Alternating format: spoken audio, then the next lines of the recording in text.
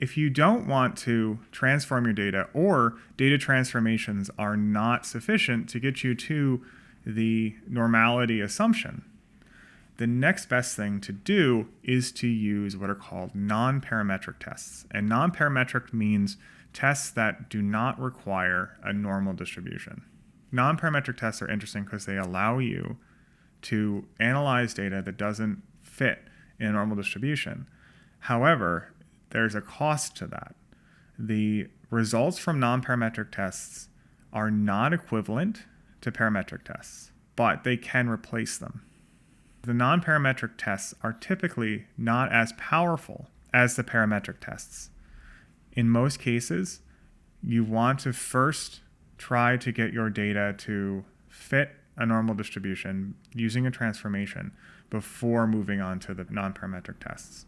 Because if you can still do a parametric test, that's going to be more powerful. That's going to be a better option for you.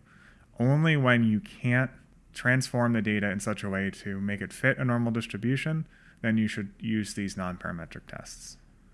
What's important is that these tests are not assumption-free. They still assume an underlying distribution of your data.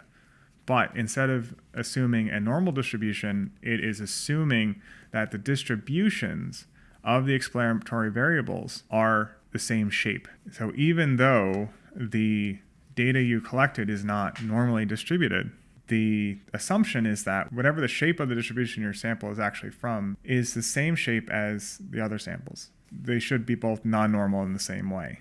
And so the next question is, which test do we choose based on the data that we have?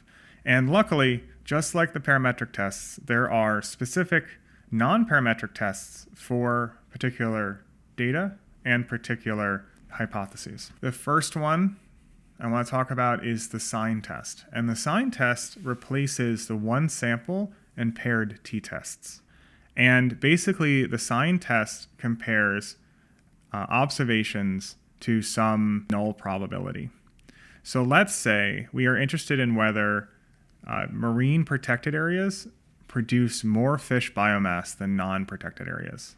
You go and collect from 32 protected areas, and you collect from 32 non-protected areas. And what you're interested in is whether there's a difference in the biomass between those two types of areas. And let's say all of those observations are paired. And so there is one marine protected area that's associated with one non-protected area. So originally we wanted to do a paired t-test, but take the differences and we notice that the differences are not normally distributed. And so instead we decided to use a Sine test. And the Sine test is basically, instead of taking the differences, we take the ratio. So we take our observations from each of the marine protected areas and we divide those by all of our observations from the non-protected areas. And since we're interested in whether there are significantly more fish in marine protected areas, we are interested in seeing how many of those ratios are above 1. So let's say that we have 32 comparisons altogether, right? So a comparison of 32 protected areas and 32 non-protected areas.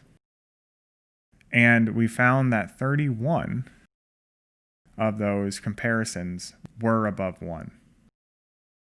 And so what we can do is we can run the Binom.test function to see if having 31 observations of ratios greater than 1 is statistically significant. And so we run the Binom.test and we insert x, which is our number of observations above our null ratio. So that's 31. And then we insert n, our number of comparisons, which is 32. And we give our null probability, which in this case is 0.5. And if we run the binomial test, we get our number of successes, which is 31, number of trials, which is 32, and then we get a p-value of 1.53 times 10 to the negative 8. And so that's a lot smaller than 0.05. And so, yeah, based on the Sine test, there's significantly more fish in the marine protected areas than in the non-protected areas.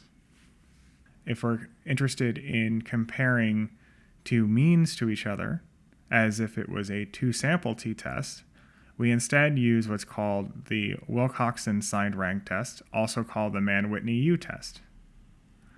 And what these tests do is compare the two means. Instead of comparing the means and variances, they're comparing the two means by using ranks. And so the data is actually ranked and then analyzed.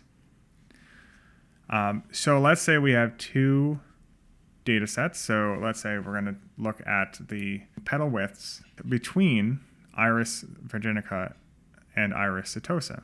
So let's grab that data. We've done that 1,000 times before. And it's really simple to run this test. You run the Wilcox.test function, and you give it your vector of your first set of observations and the vector of your second set of observations. And you run that. And you end up with a W value, or the Wilcoxon statistic. And you get a p-value. Here our p-value is really, really small. So based on the Wilcoxon rank sum test, yeah, there is a difference between the two.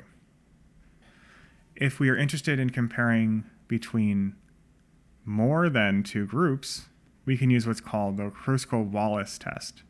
And this is the alternative to the ANOVA.